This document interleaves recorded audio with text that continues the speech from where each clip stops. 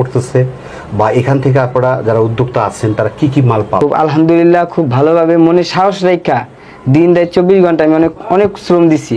তার জন্য কেরানীগঞ্জ যেতে হলে অবশ্যই আমাদেরকে বা আপনাদের সদরঘাট আসতে হবে। আপনি যেখান থেকে আসেন থাকেন সদরঘাট আসবেন। আমরা সদরঘাট থেকে তেলঘাটে যাব। ওপারকের উপরে নাম হচ্ছে তেলঘাট। তো আমরা যাচ্ছি মূলত একটা ছেলের খোঁজে, যেখানে তারই খোঁজে আমরা সদরঘাট পার হচ্ছি। তো আমরা অটোমেটিকলি কথা বলতে বলতে তেলঘাটে চলে আসছি। আপনারা তেলঘাট থেকে যে কোনো রিক্সা বা ভ্যান যোগে আমরা বলবেন যে খেজুরবাগ যুবরাজ টাওয়ারে চলে আসবেন।